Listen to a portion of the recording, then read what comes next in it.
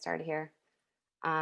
My name is Courtney Lehman, and I'm a senior data scientist at Australia.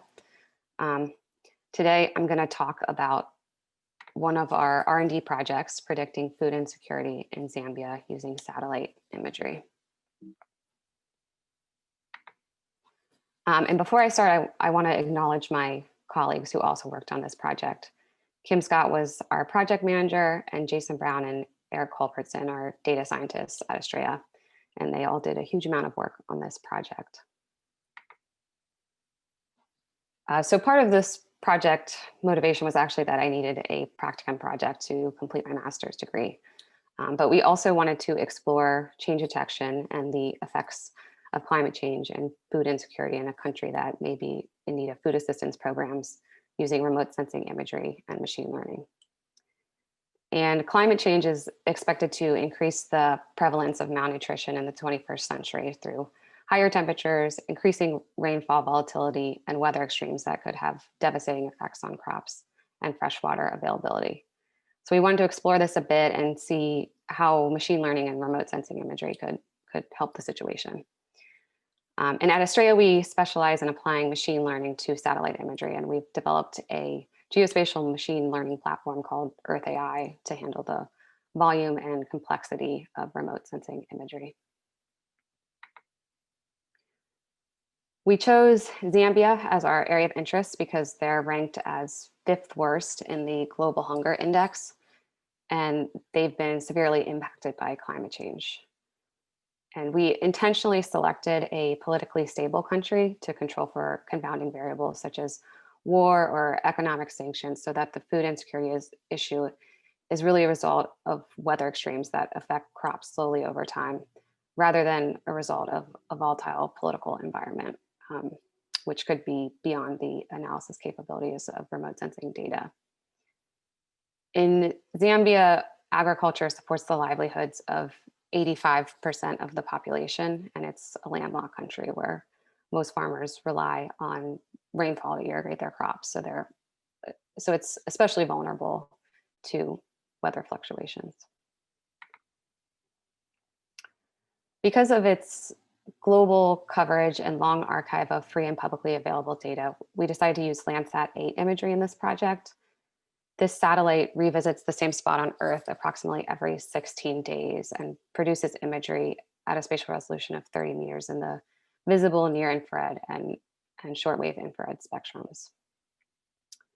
And we quickly discovered that a ground truth geo-referenced crop data set is hard to find, if not impossible, for most of the world. But luckily, the USDA has produced one annually for the continental United States since 2008. And this data set is called Cropscape, and it labels 92 different crops and 25 land cover types at 30-meter resolution. So we decided to use the Cropscape dataset to train our model in the US, and then we extrapolated the model to Zambia. But to do this, we really had to select regions of the US as our training data that mimicked characteristics of Zambia to create a representative training sample. Using some basic statistics about crop production in Zambia, we've figured out the most common crops according to the number of hectares planted and the yield of each crop in 2015 and 2016, using a few different crop statistic data sources that we found. And we had to skip over cassava, which is the second most abundant crop in terms of area planted, since it's very rarely grown in the US, so it wasn't included in our training data set.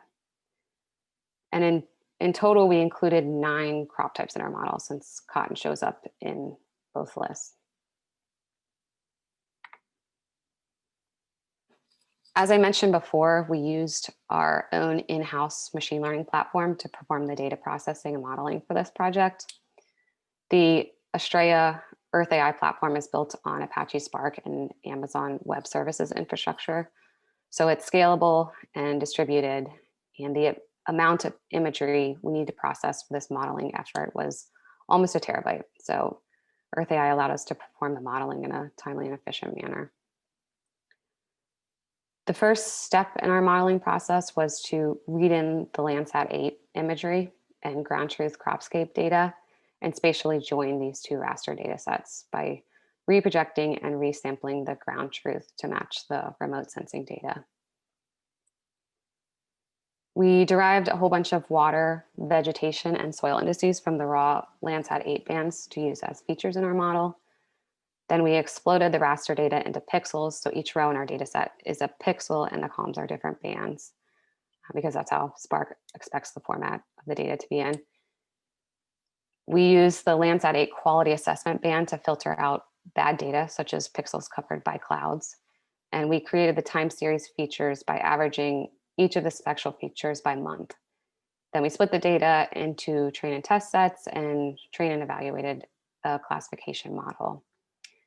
And finally, we scored the model over Zambia across 2 years, 2015 and 2016, and we performed post-classification change detection on the model predictions. Because not all of the crop calendars of our chosen crops were in sync, we decided to have 2 separate models for summer and winter crops. In the region of the US that we were using as training data, sugarcane, potatoes, and wheat are winter crops, while corn, cotton, peanuts, millet, and tobacco are summer crops. Whereas in Zambia, the crop calendars are opposite since it's a different hemisphere. For both the summer and winter growing seasons, our best performing model was a gradient boosted trees. So that was our final model for both. In this summer model, millet had a poor recall, as you can see, compared to the rest of the classes, because our training data set was unbalanced. So we had too few examples of this class. And in the winter model on the right, this model performs better than the summer model in terms of accuracy and F1 score. And we thought that was probably because there was fewer classes, and maybe that the barren winter landscape just made these classes easier to model than the summer classes. We scored the summer and winter models over Zambia across 2 years and performed post-classification change detection on areas within Zambia. And through this, we were able to detect changes in natural resource accessibility, as well as track crop availability and rotation over time, and kind of get a sense of food insecurity in the region. This is one example. We were able to detect a significant reduction in the water levels in the Meta Hills freshwater reservoir between 2015 and 2016. And here's another example. We were able to track a shift of dominance of corn and peanuts to tobacco crops in this district in Zambia between 2015 and 2016. And this is actually showing a shift of food crops to cash crops, which would generate more income in times of need since they're grown for sale instead of consumption. So we actually spent a good amount of time just visualizing our model predictions because it really helped to pinpoint the changes and identify areas at risk. One of the biggest challenges with this project was model generalizability, since we were training the model on the US, but scoring it in Zambia. To help with generalizability, we tried to pick regions in the US to use as training data that had similar characteristics to Zambia, as I alluded to before. So we compared climate, biome, weather patterns, soil composition, the mix of crops, and we tried to just make it as much of an apples to apples comparison as we could. But in the end, we were still extrapolating to a different region in a different hemisphere, and that is always challenging. Zambia has a tropical climate, which means they have rainy and dry seasons rather than cold and warm like what we have, which affects how crops grow.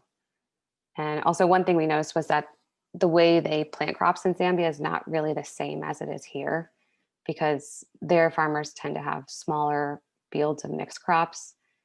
And there's a lot of small gardens which are meant to support 1 or 2 families. Whereas in the US, our crop fields tend to be very large and homogeneous. So these differences made it really hard to generalize the model. Another challenge with this project was just the enormity of remote sensing data that needed to be processed. Luckily, our distributed platform sped up the processing time and mitigated some of the challenges of working with geospatial data. We used optical imagery in this project, which meant that we had to contend with clouds. If a cloud covered a specific pixel at any time throughout the growing season, then that pixel was dropped from our data set. So we lost a lot of data this way. And we had a couple of crops that were already pretty rare in our data set, like millet. So millet didn't perform very well in the final model. So this led us to start investigating different ways of reducing missing data. And one of the most promising techniques was incorporating a synthetic aperture radar, also known as SAR data, into our model. And for those of you that don't know, SAR is a form of radar that works by transmitting microwave pulses down to Earth.